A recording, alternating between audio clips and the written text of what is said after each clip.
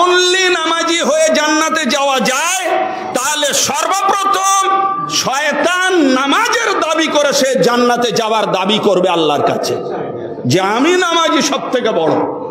যখন কেউ তোমার ইবাদত করেনি, আমি ইবাদত করেছি। কোন মানুষ তখন জন্মায়নি, আমি ইবাদত করেছি। আমি কি দোষ করেছি যে আমাকে আপনি জান্নাত দেবেন না?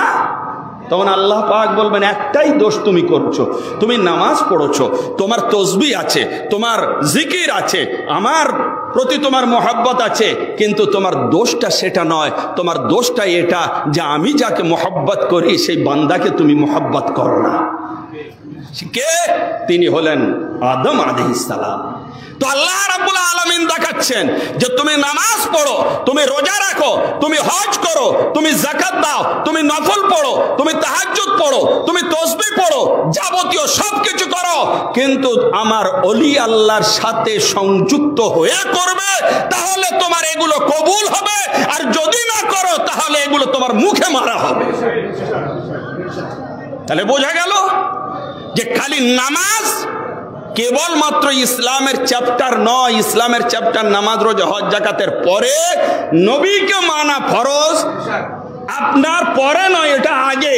নবীকে মানা ফরজ, আহলে বাইত রাসূলকে মানা ফরজ, এবং ওলিয়া আউলিয়া বুজুর্গানে দ্বীনের স্বীকার করা মানা ফরজ। ব্যাস একটা মাস জুমা পেলাম, মুহররম শরীফের 4টে বয়ান রাখলাম, ওপেন সমস্ত হাদিস শরীফ দিয়ে। আর শেষ জুমায় কি করলাম? মসজিদে মেশকাত শরীফের হাদিসগুলো তুলে ডাইরেক্ট কেতাব দেখিয়ে 900,000 পৃষ্ঠার এই মোটা মেশকাত শরীফ তুলে প্রথমে বললাম, দেখুন ভাই, আমি যে হাদিসগুলো বলেছি এই দেখুন প্রমাণ, যা আমাদের সুন্নাত ওই জামাতের সব মাদ্রাসায় পড়ানো হয়।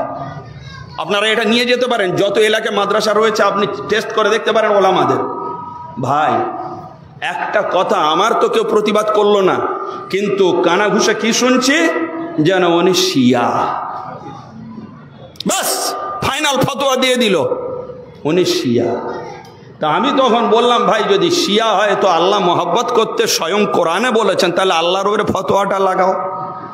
হুজুর বলেছেন যারা হাসান হোসেনকে ভালোবাসলো তারা আমাকে ভালোবাসলো, আর যারা আমাকে ভালোবাসলে আল্লাহ তাদেরকে তুমি ভালোবেসে নাও। তো আল্লাহর নবী তো ভালোবাসার দোয়া করছেন এনাদেরকে, তাহলে তাকে শিয়া ফতোয়া দাও। তার মোহাব্বতের হাদিস অনুযায়ী তো আমরা চলছি। তাহলে এইবারে কিভাবে এই ওয়াহাবি জামাতরা আপনাদেরকে আহলে বাইতের মোহাব্বত দেখলেই জানো ওদের বাবা কেলে জায়গির আছে ইসলামটা, ইসলাম থেকে আপনার খারিজ করে দেবে। হ্যাঁ, তো আজ এক জামানা চলছে, আর তার সাথে সাথে আরো কিছু ভণ্ড পীরেদের সহযোগিতায় কিছু যারা সুন্নি দাবিদার তারা আহলে বাইতের জিকির করতে এখন মুখ লুকাচ্ছে। তারা বলছে ইমাম বাড়া পাক করা যাবে না, তারা বলছে মাতম পাক করা যাবে না, তারা বলছে ইমাম আহলে বাইত পাক এনাদেরকে মানা যাবে না, নিশান ঝান্ডা পাক তোলা যাবে না। তাই এই মূর্খদের কে বোঝাবে? আর এই 1 ঘন্টা ওয়াজে আপনাদের আমি পরিষ্কার করতে পারবো না। এ সব দলিল হাদিস ও কোরআন শরীফের মধ্যে আছে। হ্যাঁ, হযরতে ইউসুফ আলাইহিস সালাম গুম হয়ে গেলেন, হারিয়ে গেলেন, মারা যাননি। ওনার আব্বা ইয়াকুব নবী আলাইহিস সালাম কেঁদে কেঁদে চোখ সাদা করে ফেললেন। আবিয়াযাত আইনাহু, দুঃখে গমে, সূরা ইউসুফ কোরআন শরীফ খুলে দেখেন, দুঃখে গমে চোখ সাদা হয়ে গেল, তার মানে ছানি পড়লো, জ্যোতিহীন হয়ে গেল, কিছুই দেখতে পাচ্ছেন না। তো হযরতে ইমাম বাকির ও ইমাম জাইনুল আবেদিন আলাইহিস সালাম পাক যখন অত্যাধিক ক্রন্দন করতেন তখন ওনার আশেকান গোলামরা বলতেন, হুজুর এত কাঁদেন কেন মাওলা? বলে কাঁদবো না, একটা ইউসুফকে হারিয়ে মারা যায়নি, ইউসুফ হারিয়ে গিয়েছে। সেই ইউসুফের দুঃখে ইউসুফের আব্বা নবী ইয়াকুব তিনি গম করতে করতে চোখের দৃষ্টি হারিয়ে ফেললেন। আর আমাদের চোখের সামনে কত নবী খানদানের ইউসুফ শহীদ হয়ে গেলেন। তা তার দুঃখ আমরা করব না? আমার বাবা হোসেন গেলেন, ইমাম জাইনুল আবিদিন বলছেন, আমার ভাই আলী আকবর গেলেন, আমার ভাই মাসুম আলী আসগর, তা দুঃখ করবো না, হাসবো? তোমরা কি বলতে চাও? তা সেই যুগে যদি প্রশ্ন ওঠে হুজুর কাঁদেন কেন, তাহলে এই যুগে তো আরো উঠবে।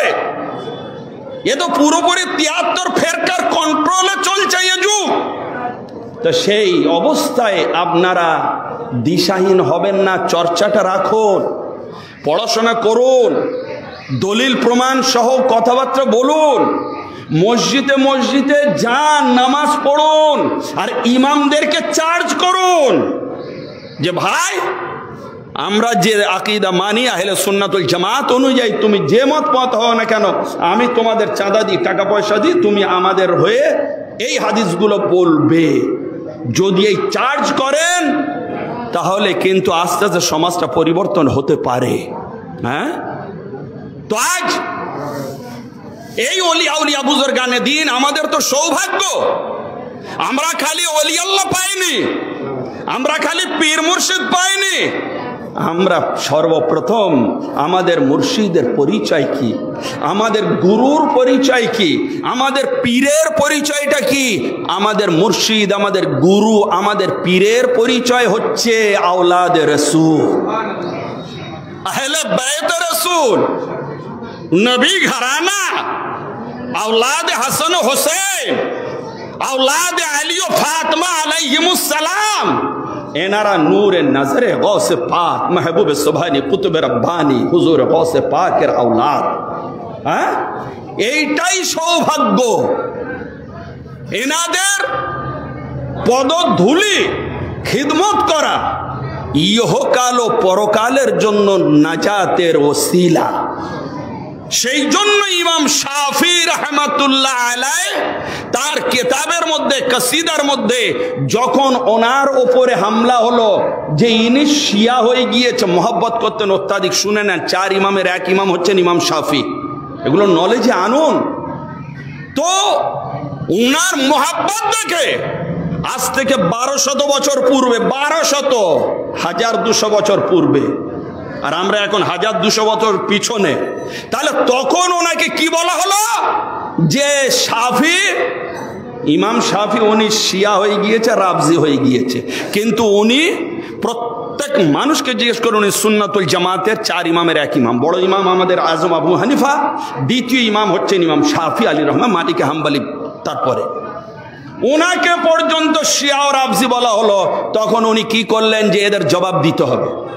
উনি হজে গেলেন, মিনার পাহাড়ে উঠলেন, যেখানে কুরবানি করে, মিনার পাহাড়ে উঠলেন, উঠে বললেন, শোনো, ইনকানা হুব্বা আলে মুহাম্মাদিন রিফজান, শোনো, যদি আলে নবীর মুহাব্বত রিফজ ও শিয়া হয়, ফালইয়াশহাদিস সাকালান ফাইন্নী রাফজি, এই জিন ও ইনসান মানব তোমরা সকলে সাক্ষী থাকো, এই মিনার পাহাড়ের উপর থেকে আমি ইদ্রিস শাফি আমি ঘোষণা করছি যে আমি আজ থেকে রাফজি ও শিয়া হয়ে গেলাম। চূড়ান্তভাবে ঘোষণা করে গেলেন যে তোমরা যদি বলো আলে নবীর মহব্বতটাই শিয়া, তো খালি তোমরা নয়, আল্লাহর যত জিন জাতি রয়েছে সকলেই সাক্ষী থাকো আমি শিয়া। কে বললেন? আমাদেরই ইমাম। তারপরে উনি কি করছেন? উনি একটা মোনাজাত দোয়া লিখছেন আরবিতে। শুনুন কি বলছেন জানেন?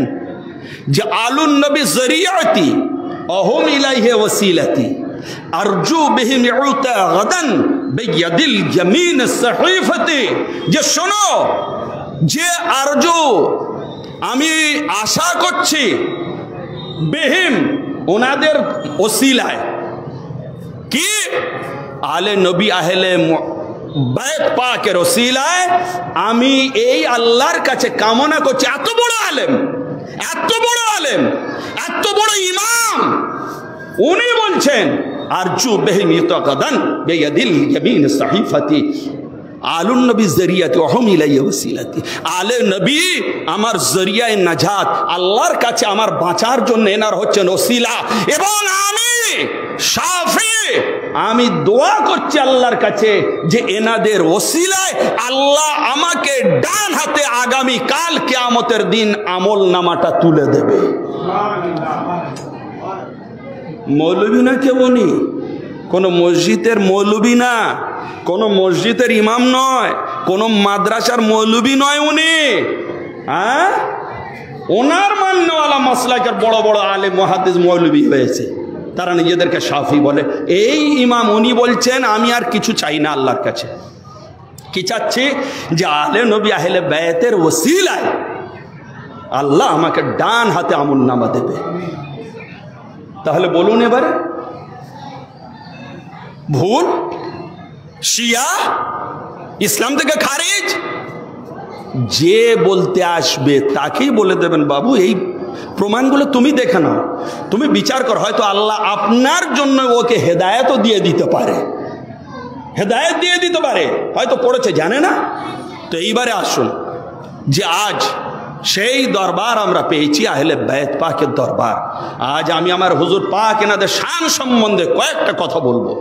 ওরা বলে যখন মারা যান মাজার সব শিরক হারাম বেদাত ওখানে যাওয়া, নাউযুবিল্লাহ। কেন আমরা উরুস করি? মিশকাত শরীফের মধ্যে লেখা আছে যখন মুমিন বান্দাকে শোয়ানো হয় কবরের মধ্যে তখন ফেরেশতা আসে প্রশ্ন করেন, যখন প্রশ্নের জবাব উচিতভাবে দিয়ে দেওয়া হয় তখন কি বলে জানেন সেই ফেরেশতা? নাম কা নাওমাতিল আরুস। হ্যাঁ, এই তুমি শুয়ে পড়ো যেমন নববধূ দুলহা দুলহান শোয় সেই আরামে তুমি শুয়ে পড়ো, তোমাকে কেউ জাগাবে না একমাত্র তোমার যে প্রিয় মাহবুব তিনি ছাড়া। বুজুর্গানে দিনরা এই শব্দ থেকে আল্লাহর নবীর বলে যাওয়া শব্দ আরুস, আরুস এই শব্দ থেকেই আমরা যে বুজুর্গানে দিনের বার্ষিক উরুস পাক করি এইটাই এসছে উরুস শব্দ হাদিস থেকে। কেন? এই জন্য যে আমাদের মুর্শিদ ওলি আউলিয়া কামেলিন বুজুর্গানে দিন আহলে বাইত এজাম এনারা যখন রওজা শরীফে আরাম করেন আমাদের চোখের আড়ালে পর্দায় চলে যান, আমরা দাফন করি, তখন ফেরেশতা এসে জান্নাতের সুশীতল বিছানা অলরেডি বিছিয়ে দিয়ে সম্পূর্ণ জান্নাতের বাগানের মধ্যে আল্লাহর হুকুমে এনাদেরকে জান্নাত করে দিয়ে সেই রওজার টুকরা বানিয়ে দিয়ে জান্নাতের হুজুর আরাম করুন, এবারে আপনার মাহবুবের মুহাব্বতে আপনি আরাম করুন। আর দেহ শরীফ রওজা শরীফের মধ্যে রয়েছে, আর রূহ শরীফ কোথায় যায় শোনেন। আপনার এটা হচ্ছে তাফসীরে বাইজাবি, পৃথিবী বিখ্যাত তাফসীর। আমার হুজুর পাক ওলিয়া আউলিয়া বুজুর্গানে দিনকে কেন আমরা মদদ চাই, দূর থেকে সাহায্য চাই, আমার হুজুর পাক এনারা ওলি আউলিয়া মুর্শিদ এনারা গৌস কুতুব ওলি আবদাল এনারা আহলে বাইত পাক এনারা যখন জেহালতে থাকে, দুনিয়া থাকাকালীন হোক বা দুনিয়া থেকে বেসাল নেওয়ার পরে হোক, জেহালতে থাকেন, আপনি যদি দূর কোথাও মুসিবতে পড়েন, যদি সাহায্য চান আপনার সেই অবস্থায় এনারা সাহায্য করতে প্রস্তুত। বোঝা গেল? এইবারে আসুন, কিন্তু বিশেষ করে যখন এনারা বেসাল পাক নেন তখন এনাদের রূহ শরীফ কোথায় যায় শোনেন। এতে লেখা আছে যে ওয়ান্নাজিআতে গারকান ওয়ান্নাশিতাতে নাশতান, এই আয়াতের মধ্যে লেখা আছে ফিল কওসি ওয়া তানশতু ইলা আলিমিল মালাকুত ওয়া তাসবাহু ফিহা ফাতাসবাকা ইলা হাযাইল কুদস فتصير لشرفها وقوتها من المدبرات أو حال سلوكها فإن تنزع عن الشهوات فتنشط إلى عالم القدس فتصبح في مراتب الارتقاء فتسبق إلى الكمالات حتى تصير من المكملات।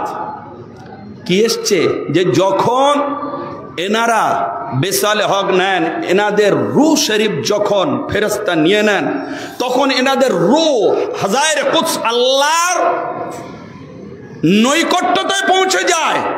এবং যখন পৌঁছে যায় তখন ওই রূহ পাকগুলো সারা বিশ্বে ফেরেশতারা যেমন ভ্রমণ করে এই রকম ভাবে ভ্রমণ করতে থাকে, কোনো বাধা নেই, সর্বত্র এনারা বিচরণ করতে থাকেন।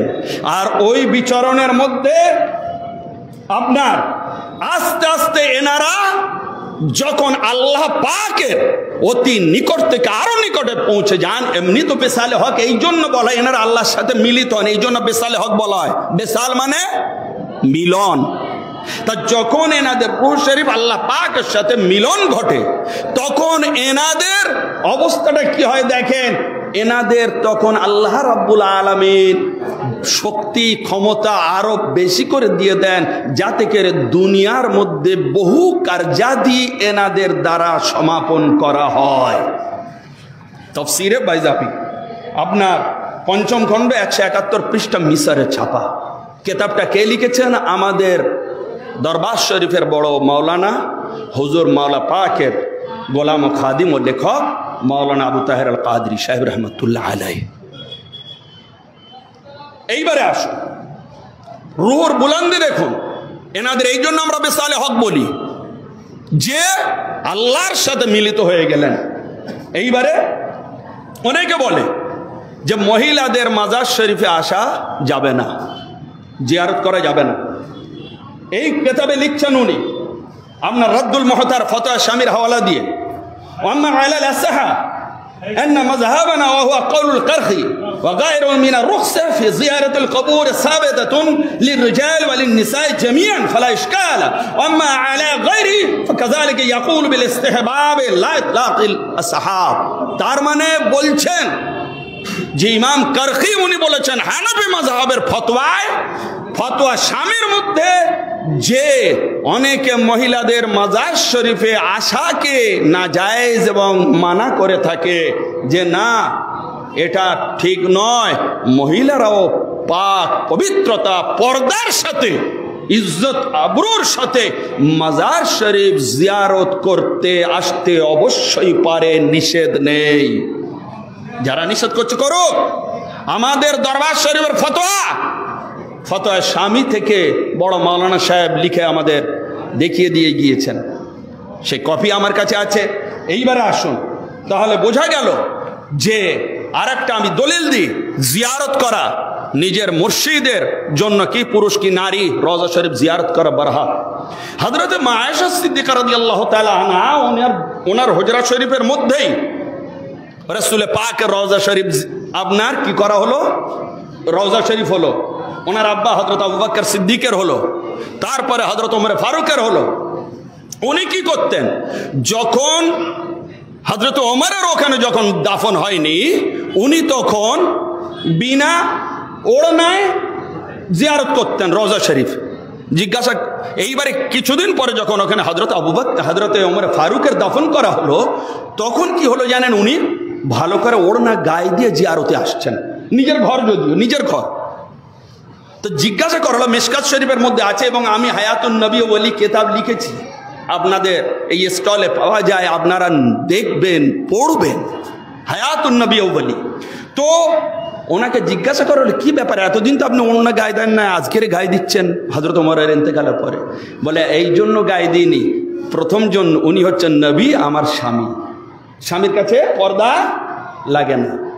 দ্বিতীয় আবু বকর উনি হচ্ছেন আমার আব্বা, আব্বার কাছে পর্দা নেই।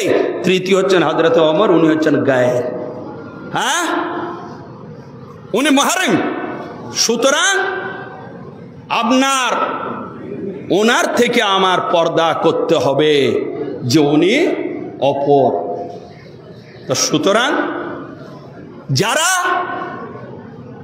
মাজার শরীফে আসে এইটাই হচ্ছে আমাদের দলিল, হ্যাঁ, যে হযরত আয়েশা সিদ্দিকা রাদিয়াল্লাহু আনহা নিজে মাজার জিয়ারত করতেন। যদি নিষেধ হলো উনি করলেন কেন? তা সুতরাং আজ রওজা শরীফ মায়েরা বোনেরা যারা আমাদের পীর বোন তারা অবশ্যই নিজের মুর্শিদের রওজা শরীফ জিয়ারত পবিত্রতার সাথে করতে পারে, এটা ফতোয়া জায়েজ। আচ্ছা এইবারে আসুন, আহলে হাদিসের আলেমরা এখন এটাকে হারাম বলে, যে রওজা জিয়ারত করা যাবে না, মাজার এগুলো জিয়ারত করা যাবে না, বরং ওরা মাজার ভাঙছে, শহীদ করছে। যখন আরবের বুকে আহলে হাদিসরা আপনার কন্ট্রোলে নিল পাওয়ার, সমস্ত রওজা শরীফগুলো আমাদের আহলে বায়াত খাতুনে কিয়ামত পাকের সব শহীদ করে দিল। আর সেম যখন আমাদের বাংলাদেশে যখন গভর্নমেন্ট চেঞ্জ হলো, ওয়াহাবিরা ঘোলা মাছে ঘোলা জলে মাছ ধরতে ঢুকলো, কি হুঙ্কার দিল যে বড় মসজিদ রাজবাড়ির আমরা দখল করব, চলে এসো সবাই। তো সকল আলোড়ন পড়ে গেল। আমার মালিক পাকেরা বসে বসে মুচকি হাসছেন যে দেখো, মানে পিপিলিকার ডানা গজায় মরিবার তরে। হ্যাঁ, মানে চামচিকে বলে কি না বড় মসজিদ দখল করতে আসবো, এখানে শিরক বেদাত হচ্ছে। তা তারপরে যে আলোড়ন উঠলো সারা বাংলাদেশ জুড়ে, সে মানে ক্ষমা চাইতে মানে সে আর সময় পায়নি, এমন অবস্থা। তো সেই অবস্থা আপনি দেখুন, আমি একজনের আমার পীর ভাইয়ের একটা কমেন্টে করেছিলাম যে দেখেন, হবে না তো কিছু করতে পারবে না, কিন্তু আপনাদের কাছে যে আমানতগুলো আছে, রওজা শরীফ, ইমামবাড়া পাক, আমার হুজুর মাওলা পাক এবং আমার হুজুর পাকদের পদধূলি ধন্য স্থানগুলো, খানকা শরীফ পাকগুলো, মাদ্রাসা পাক, এটা হচ্ছে আমানত। আপনারা জান দিয়ে, জানের শেষটুকু দিয়ে এটাকে আপনারা রক্ষা করবেন, এটা আপনাদের ঈমানি হক। তো আজ কিছুই করতে হয়নি, ব্যাস গায়েবী ইশারা মদদ আমার মাওলার নিগাহ কারামে বলেছিল, হুঙ্কার ছেড়েছিল জুমার দিন যাব, এতজন যাব, এত করব। তো এসে দেখতে একটু মজা। হ্যাঁ, পুলিশের যখন বাটন পড়তো না, এ তো জাহিরি আজাব হতো, আর গায়েবী আজাব তো রাখাই ছিল আবাবিল। যখন আপনার কাবা শরীফ ধ্বংস করতে এলো, কাফেররা কি মনে করেছিল, আর আব্রাহা ধ্বংস করে দেবো, আবাবিল এলো না। হ্যাঁ, তো এরকম আবাবিল আমার হুজুর পাকদের খিদমতের জন্য গায়েবী তৈরি আছে। হ্যাঁ, তারা দেখা যায় না। তো এইবারে আসুন, আমার হুজুর পাক এনাদের মর্যাদা, শান, শওকাত, যে আহলে হাদিসের মস্ত বড় ইমাম, আপনার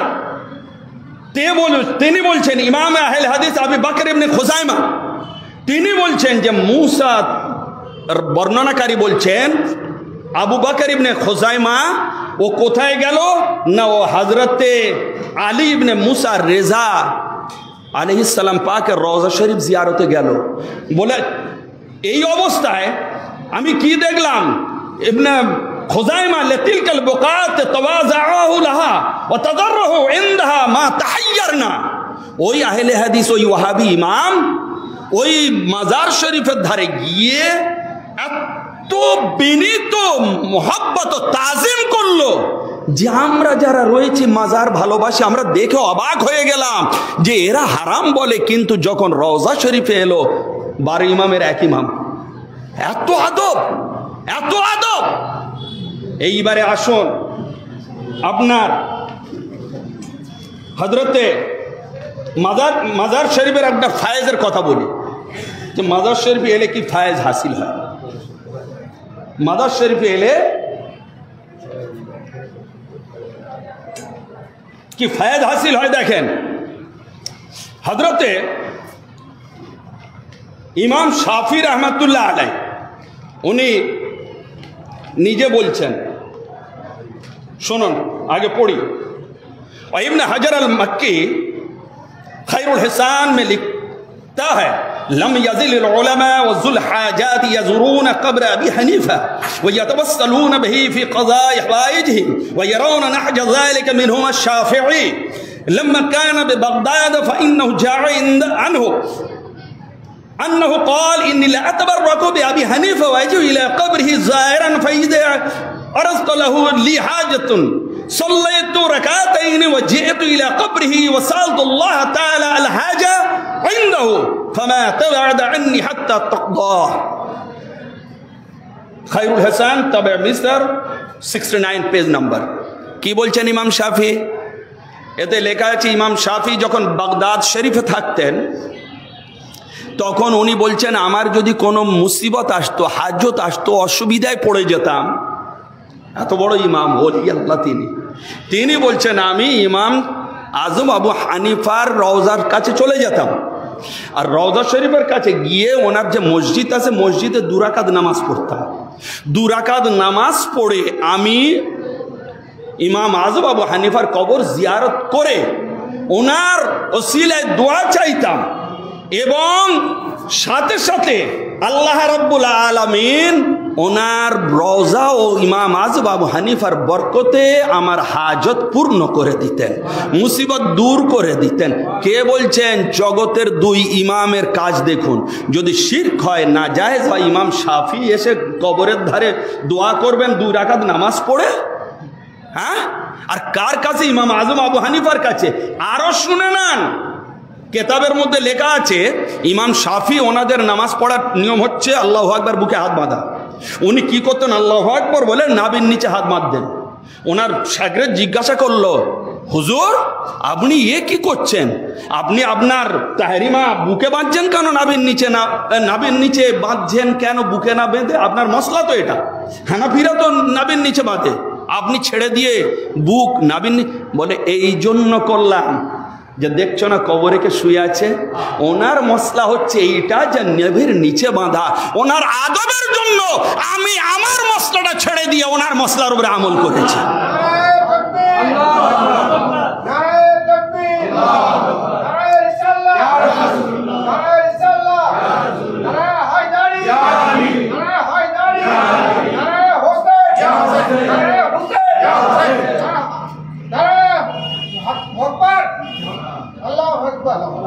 তো এইবারে হযরতে ইমাম আজম আবু হানিফা কে ছিলেন দেখুন, ওনার পরিচয়টা নিয়ে, যেহেতু আমরা হানাফি। ইমাম আজম আবু হানিফা রহমাতুল্লাহ আলাইহি ওনার 4000 ওস্তাদ ছিলেন, 4000। কিন্তু উনি একটা কসিদা কেতাবে লিখে যান, লাউলা সানাতান লা হালাকা নোমান, যদি 2 বছর না পেতাম তাহলে ওনার নাম ছিল নোমান বিন সাবিত, এ নোমান ধ্বংস হয়ে যেত। তখন আলেমরা জিজ্ঞাসা করছে, হুজুর কি কথা বলছেন? 2 বছর আপনি না পেলে ধ্বংস হয়ে যেতেন মানেটা? তখন উনি ভেঙে বলছেন, দেখো আমার তো ওস্তাদ তো 4000 আছে, কিন্তু এই 2 বছর আমি যে হযরত ইমাম বাকের ও ইমাম জাফর সাদিকের গোলামি করেছি, আমি আহলে বায়তের, এনাদের দরবারের খিদমত করেছি, ঝাড়ু দিয়েছি, এনাদের হুকুম ও সেবা পালন করেছি, সেই বরকতেই আল্লাহ আজ আমাকে এত বিখ্যাত করে দিয়েছে। আরো আসুন, ওনার ইতিহাস খুলুন। ওনার দাদুজান নন মুসলিম ছিলেন। ওনার দাদুজান কে ছিলেন? অগ্নি পূজারী, ইরানে, পারস্যের। তো মাওলা আলী মুশকিল কুশা পাক যখন ট্রান্সফার করলেন মদিনা শরীফ থেকে খেলাফতটা কুফায়, তখন ওনার দাদুজান কিছু, ওদের নওরোজ বলে একটা বাৎসরিক ফেস্টিভ্যাল হয়, দোয়া নেওয়ার জন্য একটু পায়েস নিয়ে এসছেন মাওলা পাকের দরবারে, মাওলা আলী মুশকিল কুশা পাকের কাছে, যে হুজুর আমাদের নওরোজ আর আপনি এখানে আছেন, ইসলামের খলিফা গ্রহণ করুন। উনি ওইটা গ্রহণ করলেন, করার পরে দোয়া দিয়েছিলেন যে তোমার বংশে একটা আল্লাহ মস্ত বড় আলিমে দ্বীন দান করবেন। তাই ইমাম আজম আবু হানিফা যে হানাফি বলি আমরা, ইনি কে না হযরত মাওলা আলী মুশকিল কুশা পাকের দোয়ার বরকতে জন্মেছিলেন। হ্যাঁ, আর তারই মশলা আমরা মেনে চলছি। আর উনি কত বড় আশেক ছিলেন, বলছেন 2 বছর যদি আমি আলে নবীর খিদমত না করতাম আমি আলেমই হতে পারতাম না, জাহেল হয়ে থাকতাম, কেউ আমার চিনত না। তাহলে এবার আপনি চিন্তা করুন, আমরা যে ইমামকে মানছি তিনি হচ্ছেন আহলে বায়তের গোলাম, এই হানাফি মাযহাবের ইমাম, তিনি আহলে বায়তের দরবারের গোলাম। তাহলে আজ যদি আমরা হানাফি হই, হানাফি মতে যদি নামাজ পড়ি, হানাফি মতে যদি রোজা রাখি, হানাফি মতে যদি হজ করি, আমাদের জন্ম থেকে নিয়ে মৃত্যু অবধি যদি হানাফি মতের মসলার উপরে হয়, তাহলে হানাফি মতের মসলা ইমাম সাহেবের এটাও তো যে মুহাব্বতে আহলে বায়ত করা। হ্যাঁ, তুমি কিন্তু হানাফি নিজেকে বলো, কিন্তু আহলে বায়তকে তুমি মানছো না। নাউযু বিল্লাহি মিন যালিক। আসুন এবারে যে আমাদের হুজুর পাক মাওলা দু চারটে কারামত পাক আপনাদের শোনায়। বিখ্যাত বহু ঘটনা রয়েছে যেগুলো মানে এই সংক্ষিপ্ত পরিসরে বলা সম্ভব নয়। আসুন, আমাদের মাথার তাজ আমরা চাচাজান পাক বলি, ছোট শাহজাদা হুজুর পাক বলি, কত বড় যে উনি আল্লাহর যুগের ইমাম ও গৌস ছিলেন, ওলি আল্লাহ ছিলেন, আহলে বায়তের ঘরানার আমার হুজুরের লাগতে জিগার আমার ছোট মালিক পাকের দিলের টুকরা, চিন্তাও করতে পারবেন না। দুটো ঘটনা। আমাদের শিশুকালে আমাদের বাড়ির বাচ্চারা যারা নর্মালি কি হয়, খেলনা দিতে হয়, তাকে ভোলাতে হয়, বিভিন্ন খেলা করে, তখন কি দিন কি ইসলাম কি ইসলামিক কবিতা এগুলো তারা জানে না। কিন্তু হুজুর, আমি যখন 4 নম্বর পাকে মাদ্রাসা ছুটি হতো যেতাম, কি দেখতাম, খাদেম সাহেবদের কোলে কাঁধে করে হুজুর ঘুরছেন আর খাদেম সাহেবদেরকে ইশারা করে বলছেন দিওয়ান পাক পড়ো। খাদেম সাহেবরা দিওয়ান পাক পড়তেন আর উনি চুপচাপ শুনতে থাকতেন। পবিত্র গজল কসিদা পাক পড়তেন, মুহররম শরীফের কসিদ পাকগুলো পড়তেন, উনি চুপচাপ তখন শুনতে থাকতেন। যেই বন্ধ করে দিতেন উনি অস্থির হয়ে যেতেন, ফের ইশারা করতেন পড়ো। হ্যাঁ, বাল্যকালে বোঝা যায় যে কি। তো এই মহান ওলি আল্লাহ আমরা যে কিছুদিন পেয়ে ওনাকে ধন্য হয়েছিলাম যারা দেখেছি, কিন্তু উনি কত কঠিন হালতে 40 পাকের মধ্যে 9 সফর দুনিয়া থেকে বেসালে হক লাভ করলেন, থাকলেন না, সেই ইমাম পাকের মোহব্বতে চলে গেলেন। তো একজন আমাকে বললেন, সবাই আমরা তো মালিক পাকের ওই বেদনায় অস্থির ছিলাম, তা আমাকে শামীম ভাই, বর্ধমানের শামীম, আপনারা জানবেন খাদেম সাহেব শামীম ভাই, উনি বলছেন আমি না পেরে একদিন বড় মালিক পাককে আরজি করলাম, হুজুর দয়া করেন না, ছোট চাচাজান পাকের ওপরে একটু নিগাহ কারাম দিয়ে একটু সুস্থ করে তুলুন না, মালিক একটু দয়া করেন। যেমন আরজি, গরিবের আরজি, মুরিদের আরজি মুর্শিদের কাছে যে হুজুর কষ্ট পাচ্ছেন এই মুহররমের চাঁদ পাক।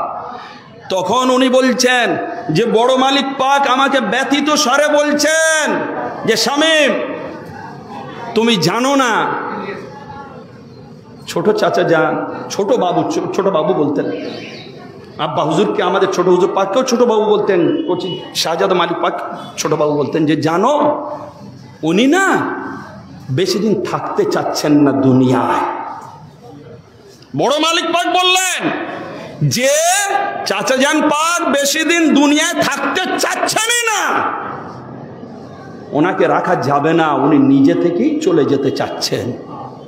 তাহলে এবার আপনি চিন্তা করুন কে ছিলেন, যার বেসালে হক হলো এখানে মেদিনীপুর শরীফে, তা উরুস শরীফ হচ্ছে হুজুর গৌস পাকের দরবার শরীফে বাগদাদে, পৃথিবীর বুকে আর কারোর হয় না। হ্যাঁ, কি মনে করেছেন? সেই মাসুমানা নুরানি, সেই যে জান্নাতি আল্লাহর নবীর পবিত্র নূর জালওয়া, আর বড় মালিক পাক। দুটো ঘটনা বললে এনারা কারা অবাক হয়ে যাবেন। আমি কিছুদিন আগে স্বপ্ন দেখলাম, এমনি আমি স্বপ্নের কথা খুব কম বলি, কিন্তু আপনাদের এই বছরই বোধ হয়তো জীবনে প্রথম বলছি। হঠাৎ এই মুহররম শরীফে ফজরের নামাজ পড়লাম, পড়ে এসে শুয়ে একটু রেস্ট নিচ্ছি, নিদ্রা এলো, দেখছি লোকে বলছে, একটা ঘরের মধ্যে লোকে বলছে দয়ার নবীজি আসছেন, হুজুর পাক আসছেন, হুজুর পাক তশরিফ আনছেন। তো হুজুর পাকের কথা শুনে, দয়ার নবী হুজুর পাকের কথা শুনে আমরা সকলে জিয়ারতে ব্যস্ত, কিন্তু এখন পুরো আমার মনে আছে, মানে আমি হুজুরের এইরকমভাবে জিয়ারত নেব, মানে আমি চেহারা মুবারকের ওপরে, ওনার জমিন থেকে ওপরের দিকে আমি তাকানোর সাহস পাচ্ছি না, যে আমাদের এই পাপের চোখ দিয়ে ওই নুরানি খোদার নূরে নুরানি তো জালওয়া দেখবো কেমন করে। কিন্তু আমি একদম এইরকম স্ট্যাচু হয়ে আছি। কিন্তু যখন হুজুর তশরিফ আনছেন হেঁটে, আমি তখন হুজুর পাকের কদম পাকের হাঁটুর নিচে থেকে দেখতে পেলাম। এরকম নিচু নিগাহ হলে নিচেটা দেখতে পাবেন, জমিনের সাথে কদম পাক লেখা থাকলে। ভাই একেবারে আমার মুর্শিদের দরবারে দাঁড়িয়ে বলছি, আমি কি দেখলাম? দেখলাম যে দয়ার নবী পাকের কদম পাক হুবহু আমার বড় হুজুর পাকের কদম পাকের অনুরূপ। যেন আমাদের আজ যে আমরা মালিককে হারিয়েছি, হুজুর সৈয়দনা সৈয়দ শাহ রশিদ আলী আল কাদরি পাক আলাইহিস সালাম পাক, দেখলাম হাঁটুর নিচে থেকে পরিষ্কার কদম পাক নবী পাকের হুবহু সেম টু সেম। হ্যাঁ, এই কথা যখন আলোচনা হচ্ছিল, আপনার শামীম ভাই তিনি বললেন, মাওলানা সাহেব একটা পুরাতনের কথা আমার মনে পড়ে যায়, প্রায় 76-এর কথা। বলে আমার মামা, এরবাড় বর্ধমানের জায়গা একটা আছে এরবাড়, বলে আমার মামা একদিন স্বপ্ন দেখছেন যে পূর্ণিয়া মঙ্গলকোট শরীফে দয়ার নবী পাক তশরিফ এনেছেন। তখন মঙ্গলকোট শরীফ মসজিদ টিনের ছাওয়া ছিল, অনেক পুরান। এক এসছেন আর উনি দয়ার নবী পাকের সাথে নামাজ পড়ছেন। তো এইটা উনি মনে মনে দেখে ভেবে রাখলেন। যখন ভেবে রাখলেন, কিছুদিন পরে খবর গেল কি বড় মালিক পাক তশরিফ নিয়ে যাবেন মঙ্গলকোট শরীফে। দেখুন এনারা কারা, তশরিফ নিয়ে যাবেন মঙ্গলকোট শরীফে। যখন মঙ্গলকোট শরীফে তশরিফ নিয়ে গেলেন, সেই মতো যথারীতি গেলেন। ইনি বললেন হুজুর পাক আসছেন, আলহামদুলিল্লাহ কত বড় সৌভাগ্যবান, আমি তো জিয়ারতে ধন্য হব। ব্যাস এমন সময় কি হলো, হুজুর গেলেন, তশরিফ আনলেন, বলছেন ঠিক যে জায়গাটায়, যে স্থানটা, যে কোণে দয়ার নবী এসে দাঁড়িয়ে নামাজ পাক পড়েছিলেন, সেই জায়গায় বড় মালিক পাক দাঁড়িয়ে নামাজ পড়ছেন। বাস্তবে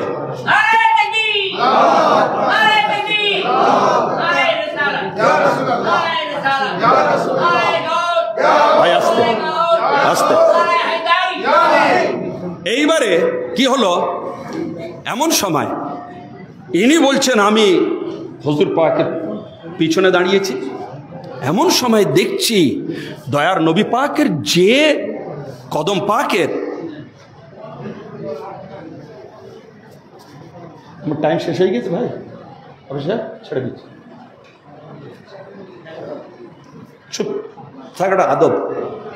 তো এইবারে কি হলো যে বলছেন আমি মালিক পাকের পিছনে দাঁড়িয়ে আমি যখন নামাজ পড়ছি, আমি দেখলাম হুবহু দয়ার নবী পাকের যে চেহারা কদম পাক দেখেছিলাম, সেই চেহারা মোবারকের সেই কদম পাক আমি আমার বড় হুজুর পাকের সাথে মিলিত অবস্থায় দেখলাম। তিনি নেই দুনিয়ায়, ইন্তেকাল করেছেন। সেই পীর ভাই আমাদের আশিক ছিলেন। বলুন এইবারে আপনারা ভাববেন কদম পাকের কি ব্যাপার। শুনুন তাহলে কদম পাকের ব্যাপার ছোট্ট অবস্থায় বলে আমি পার করে যাবো, যদি আল্লাহ কখনো সময় দেয়। যে আপনাদের আজ বিশ্ব যারা শিরক বলে, জায়েজ বলে, না জায়েজ বলে, সবাই যখন হজে যায়, যে মাকাম ইব্রাহিমের ধারে সকলে গিয়ে 2 রাকাত নামাজ পড়ে তোয়াফ করার জন্য, এটা কি হযরত ইব্রাহিম আলাইহিস সালামের কদমের চিহ্ন, নকশা পা, ঠিক আছে? কিতাবে লেখা আছে হযরত ইব্রাহিমের ওই নকশে কদম হচ্ছে হুবহু দয়ার নবী পাকের কদম পাকের চিহ্ন। আর এইবারে হুজুর শাহানশাহ বাগদাদ কসিদা শরীফের মধ্যে কি বলছেন শুনুন, লিকুল্লি নবিয়্যিন কদমুন ওয়া ইন্নী আলা কদমিন নবিয়্য বদরিল কামালি, যে প্রত্যেক ওয়ালির জন্য একটা করে কদম থাকে, কিন্তু আমি আব্দুল কাদের আল জিলানী, আমি আমার নবী পাকের যিনি নূরে নুরানি, তো সেই মহানবীর পূর্ণিমার চাঁদের পদাঙ্ক অনুসরণ করে তার কদমের উপরেই আমার কদম। হ্যাঁ, কি বোঝা গেল? আর এইবারে বোঝা যাচ্ছে যে হুজুর রাসূল পাক সাল্লাল্লাহু আলাইহি ওয়াসাল্লাম পাকের গদিতে যারা বসে আসবেন, ওনার সাজ্জাদা নশীন যারা হবেন, হুজুর পাক থেকে নিয়ে বর্তমান আমাদের আকা ও মাওলা অবধি সকলে কদম ভাই কদম, একেবারে হুবহু একই তরিকার, না কম না বেশি, একেবারে সেই মোতাবিক এর দরবার পাক চলে আসছে। আমাদের কোনো রকম ভাবে আমার নবী পাক সাল্লাল্লাহু আলাইহি ওয়াসাল্লাম পাকের কোন জিনিসের খেলাফ নেই। মুহাব্বত ও শরিয়ত দুটোরই এখানে জমা মোহাব্বতেরও, শরিয়াতেরও, তরিকাতেরও, আমাদের আকা মাওলা সব কিছু। এইবারে বড় মালিক পাকের একটা মাত্র কথা বলে আমি বিদায় নেব। আমাদের আকা ও মাওলা হুজুর মালিক পাক সম্বন্ধে বলতেন, বর্তমানে আমাদের গদ্দি নশীন সাজ্জাদা নশীন হুজুর বড় হুজুর পাক সম্বন্ধে বারবার বলতেন যে বাবু মেরে দাদো জান কি তারা হ্যায়। অর্থাৎ আমাদের মালিক যিনি বর্তমান মাথার মুকুট তাজ জামানার গস, ইনি কার মতো? পীর ও মুর্শিদ পাকের মতো।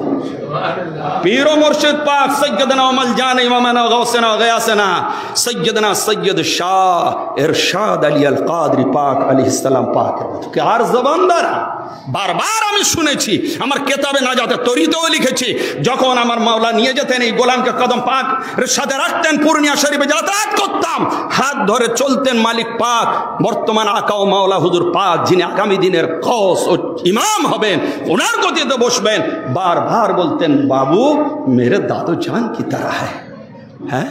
তাহলে আজ সেই পেয়েছি হুবহু এনারে একই।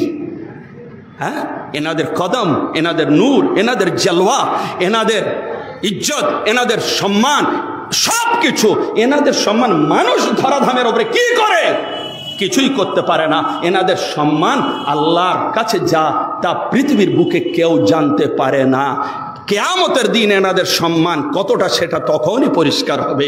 আল্লাহ আমাদের সুন্দরভাবে এই দরবার পাকের আদব, ইজ্জত, সম্মান সব কিছু পালন করে যাওয়ার বংশানুক্রমে একেবারে কেউ যেন আমাদের বংশের আল্লাহ গোমরাহের দিকে না চলে যায়, তুমি কবুল করে নি এই দরবার শরীফের সাথে আমাদের বংশ পরম্পরা সিলসিলায় পাকের মধ্যে ইহকাল পরকাল রেখো।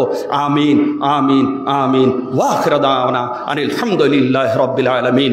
আসসালামু আলাইকুম ওয়া রাহমাতুল্লাহি ওয়া বারাকাতুহু। ওয়া মা আলাইনা ইল্লাল বালাগ।